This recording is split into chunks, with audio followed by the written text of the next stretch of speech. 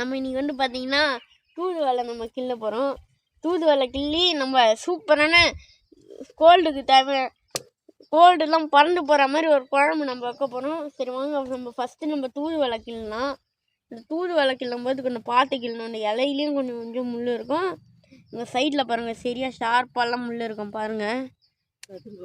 சரி வாங்க நம்ம இதை கத்திரிக்கோல் வச்சு தான் நம்ம கட் பண்ணி ஆகணும். வெறும் கையில் போய் கட் பண்ணிங்கன்னா அவ்வளோதான், கை ரத்தம் வந்து அவ்வளோதான். சரி வாங்க நம்ம இதை கட் பண்ணலாம். ஓ காய்ஸ், நம்ம கிள்ளிட்டோம், இவ்வளோ கீரை கிள்ளிட்டோம், இது போதும்னு நினைக்கிறேன். சரி வாங்க நம்ம இதை வாஷ் பண்ணிட்டு நம்ம வாஷ் பண்ணும்போது நம்ம பார்க்கலாம் வாங்க.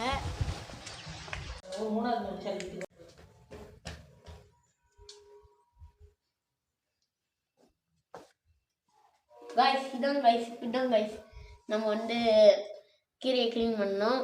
கொஞ்சம் பொறுமையாக தான் நம்ம க்ளீன் பண்ணோம், இல்லைன்னா அவ்வளோதான் கையில் குட்டிக்கும். இதில் சிறிய முள் இருக்கும் கைஸ், ஒரு இடம் விடாமல் இதில் முள் இருக்கும்.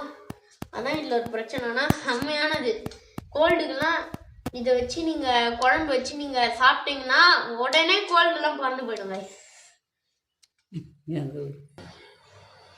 மிமி இதை வச்சு நம்ம என்னென்ன மாதிரிலாம் நம்ம செய்யலாம் மிமி சொல்லு.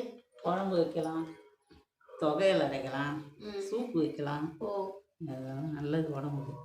இதில் ஜுரம் இதுதான் சாப்பிடலாம் வச்சு. அப்படியா? இதில் எது மிமி வச்சா உடனே சளியெல்லாம் பறந்து போயிடும்? தொகையில் அரைச்சி சாப்பிடலாம். ஓ தொகையில்னா சீக்கிரமாக சரியாயிடுமா? ஓகே மிமி. இந்த க்ளீன் பண்ணுறது தான் ரொம்ப ரொம்ப கஷ்டம். ரொம்ப முள். ஆமாம், கீரையிலே கொஞ்சம் முள் இருக்கு பார்த்தா. கீரையிலே முள், இதுலேயே முள் இருக்கு. ஆனால் இது எப்படி நம்ம சாப்பிடும்போது மட்டும் எப்படி இது இருக்குது? அது வதக்கிடணும். வதக்கிட்டு நம்ம பார்த்தீங்கன்னா எப்படி நம்ம தூதுவளை குழம்பு வைக்கிறது நம்ம பார்க்கலாம் வாங்க. அது செய்ய போகிறது எங்கள் மிம்மி தான். சரி வாங்க பார்க்கலாம் கைஸ். 1 ஸ்பூன் மிளகு, 10 பூண்டு பல், சுக்கு 1 துண்டு, தூதுவளை கீரை 1 பிடி. இது அனைத்தையும் மிக்சியில் போட்டு அரைச்சிக்கணும்.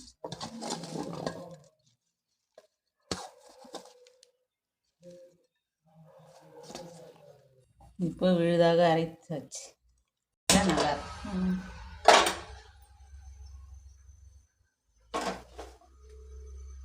நல்லா நோக்கி செய்யணும்.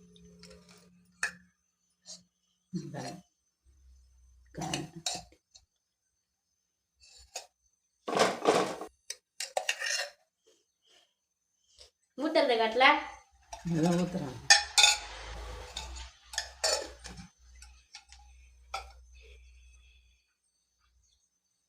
கடுகு சீரகம் 1/4 டீஸ்பூன்.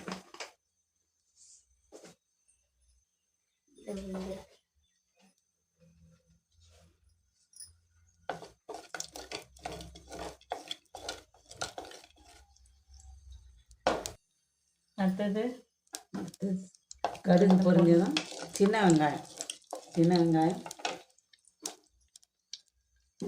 கருவேப்பிலை,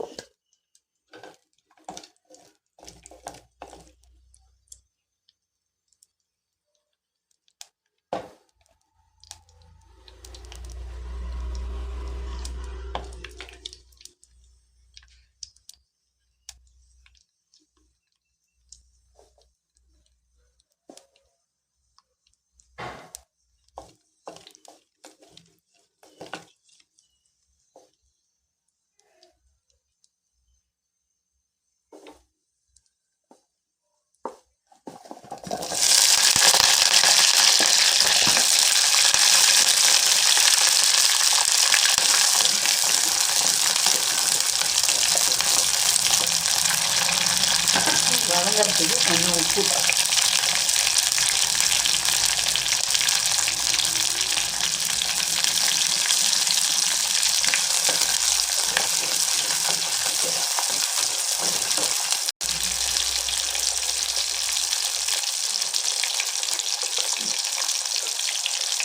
ஒரு 1/4 ஸ்பூன் மஞ்சள் பொடி,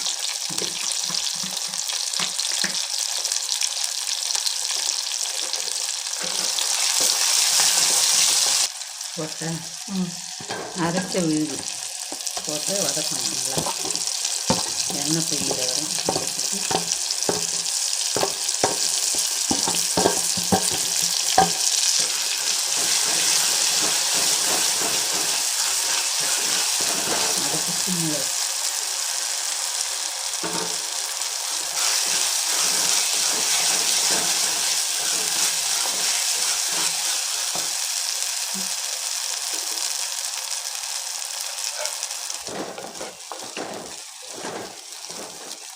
எண்ணெய் வதங்கிடுச்சு. இப்போ எண்ணெய் பிரிஞ்சு வரதெல்லாம் வதங்கியாச்சு. இப்போ புளி ஊற்றி கொஞ்சம் மிளகாத்தூள் போடணும். புளி வருது எலுமிச்சம்பழம் அளவு புளி எடுத்து கரைச்சி வச்சோம். அடுத்தது மிளகாத்தூள், காரத்துக்கு ஏற்ற மாதிரி மிளகாத்தூள். நம்ம அதில் மிளகு சேர்க்கறதுனால மிளகாத்தூள் வந்து திட்டமாக போட்டுருவோம்.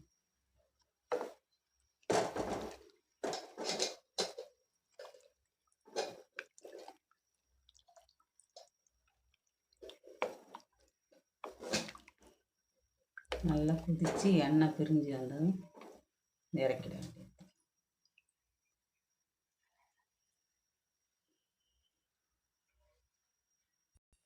உப்பு பத்தலை, கொஞ்சம் உப்பு போட்டுக்கலாம். நல்லா கொதித்து சுண்டி வரும்.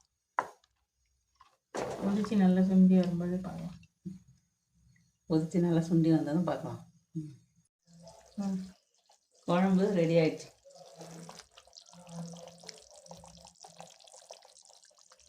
அவ்வளோதான், நிறுத்திட வேண்டியது. தூதுவளை காரக்குழம்பு ரெடி ஆகி சுட சுட சாதத்தில் இந்த குழம்பை ஊற்றி சாப்பிட்டா ஜலதோஷத்துக்கு அவ்வளோ நல்லது.